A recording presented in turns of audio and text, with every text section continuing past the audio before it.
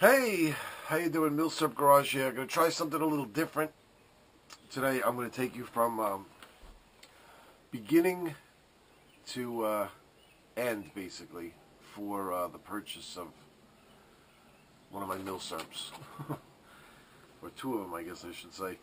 Unfortunately, I should have actually taken a video actually in the store when I was looking at them to give you a little hint on the selection process. But basically, one of my regular haunts, he had gotten he had bought a collection.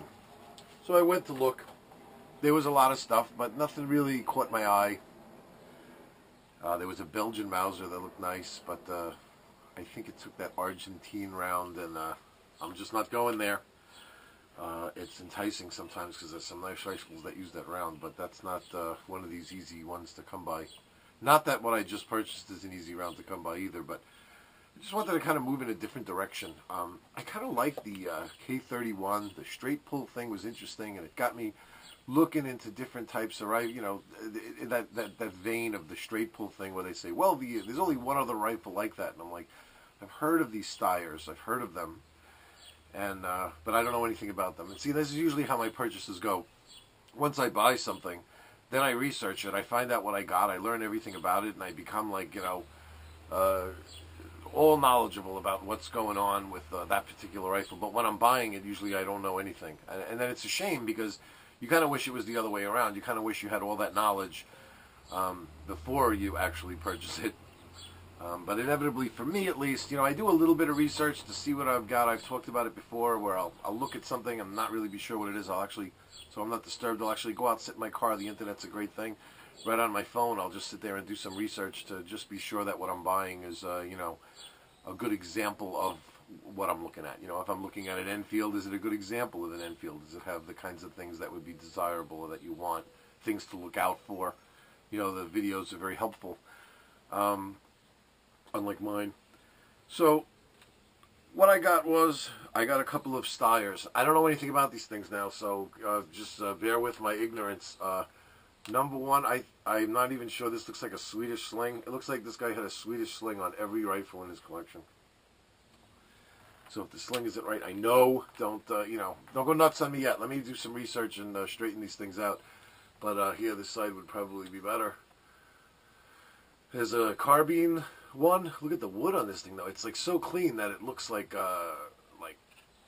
I'd be surprised if it's very, very old. I haven't even dated them. I haven't done anything. I know they work. The straight pulls on them work nice. Nice crisp trigger pulls to them. You know what I mean? So there's this one, and then there's this guy, longer version. Not in as good a shape. Some dings and dents, but nothing out of control. There's like 10,000 different numbers on this buttstock. Look at there's like one there crossed out, another one crossed out. Another one crossed out, another one crossed out, and then the one that's on the rifle. Tell me this thing's been through 5 re-arsenals. That's crazy. It's got to be old. I just don't know yet. But at this rifle, the carbine version of it, and again, the action's not sweet. I mean, really nice, smooth, and this is with it being dirty, and it's nice and smooth.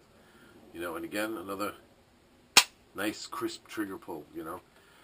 So there's those two, and I'm even going to tell you the price. I usually don't talk prices, but this time I want to try something a little different. I want to just actually go like from a collector's vein. I don't think I got a great deal, you know, but I also got 1, 2, 3, 6 boxes of this stuff, which I've seen videos where people talk about this before. It's like German ammo for these things. That's pretty old. 1938 is the date on these boxes. And here I had one that was open already. Inside, see, because these things take kind of like an N block type of, it's open here without destroying anything. It's kind of like an N block type of clip. So inside there's this this original, I guess it's original 1938 ammo. Let's see if I can get a shot of the head stamp there for you. Is it going to focus? Not really. But, you know, these look just a touch rusty. Another 5 years, these things might have been hurting.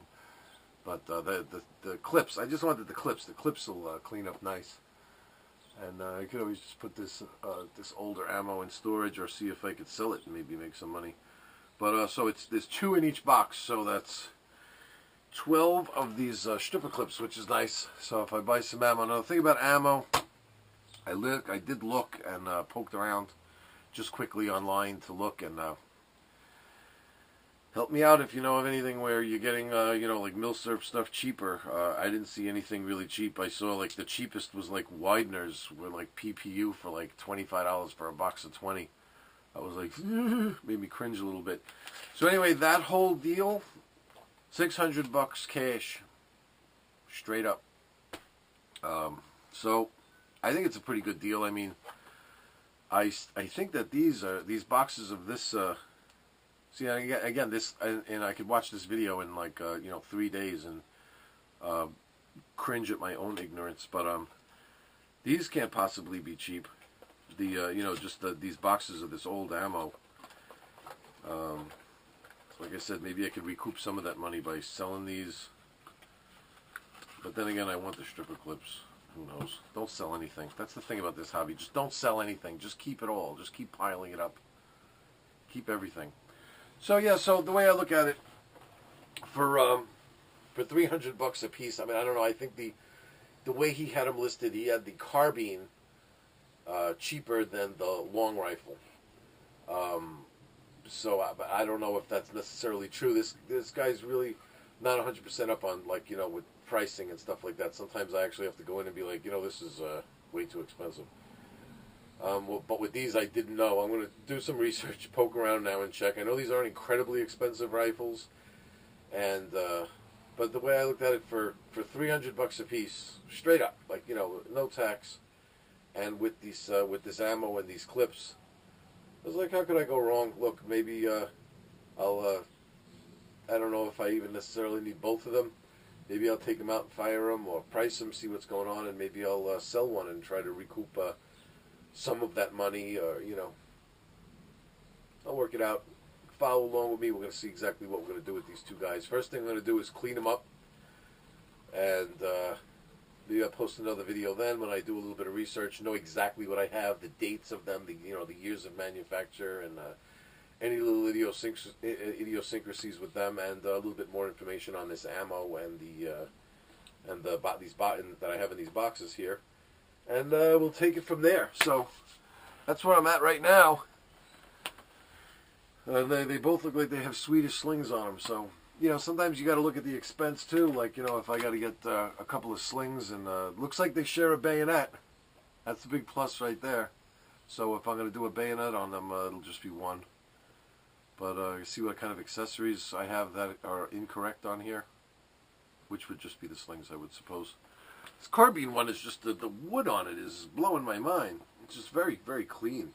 This is import marked with a newer type import mark. Sling does look old, but it just looks like a Swedish sling. I'd be very surprised if this was original. Yep. Steyr. Very interesting. Alright, everyone. Talk to you soon.